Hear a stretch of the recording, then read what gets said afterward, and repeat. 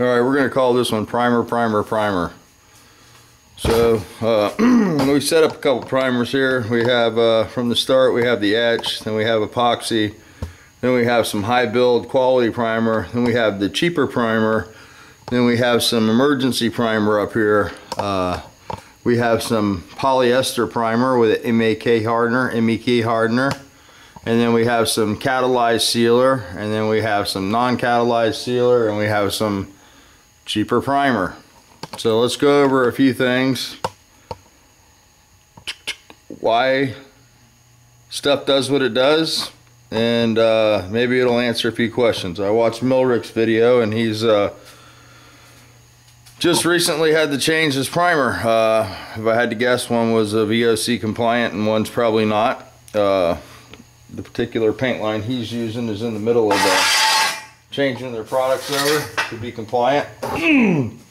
And anytime you change your products to be compliant, you know there's hiccups along the way. And I'm going to try to answer the first question, your ringing problem. Okay. Now the ringing problem doesn't occur from the way that you put the primer on, where you start, where you finish. Obviously, when I do a repair, I like to prime the affected area and, you know, reduce the coverage as I go out. And when you sand back, you know what you're looking for. You don't want a shiny ring around. And normally, if you're talking about ringing, the ringing's happening around your bodywork, I would presume.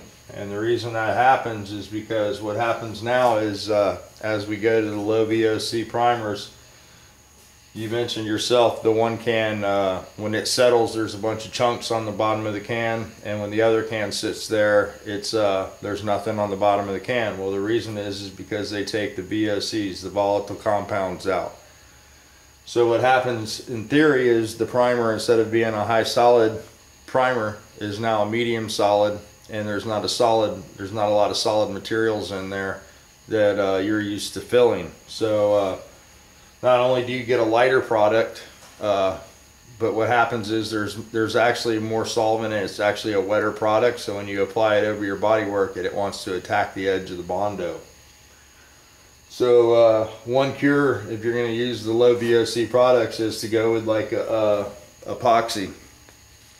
You know, after you do your body work, just put one coat of epoxy over it. The particular brand you use, you can get some of their epoxy, throw one coat of epoxy down, let that flash, and then put your primer over the top.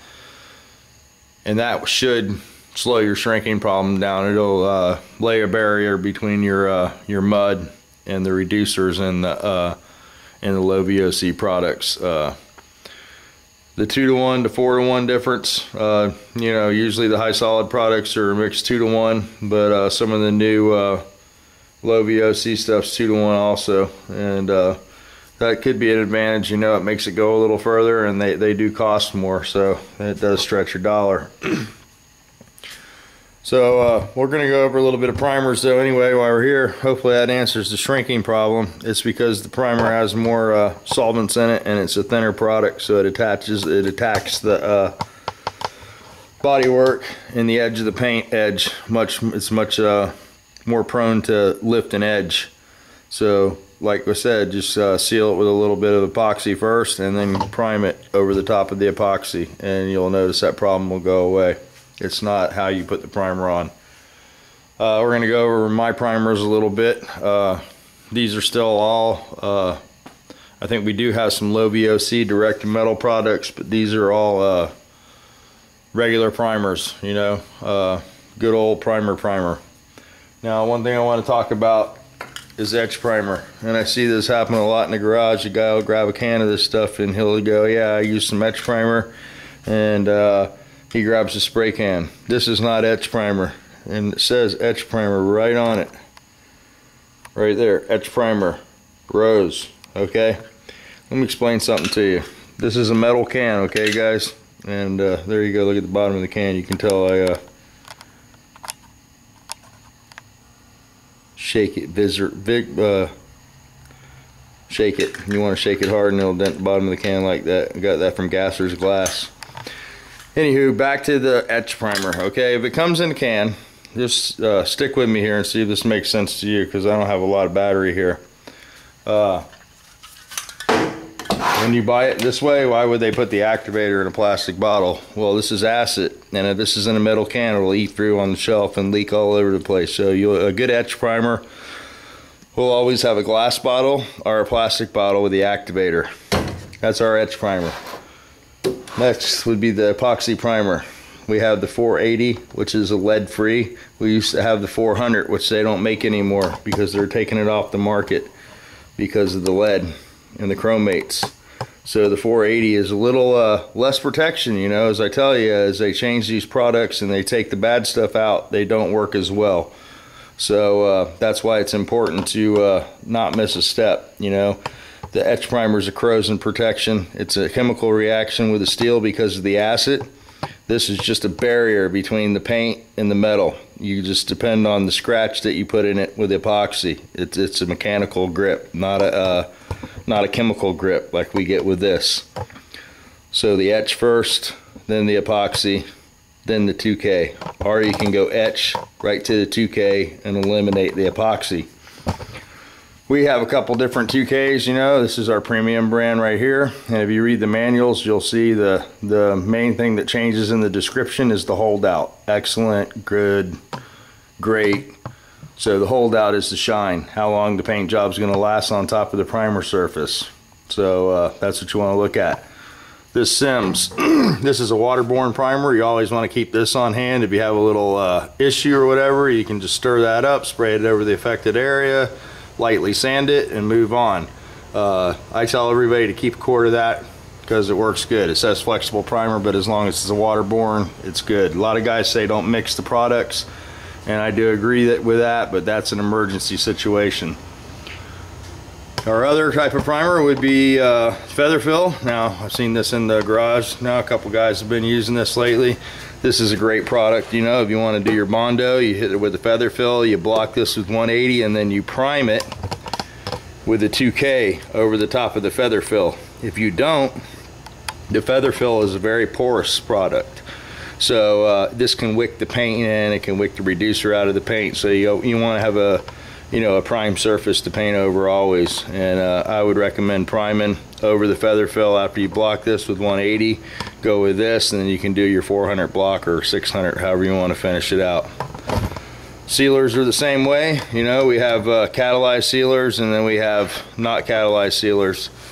This is a 4-to-1 primer. It's a $90 kit primer, $100 kit primer.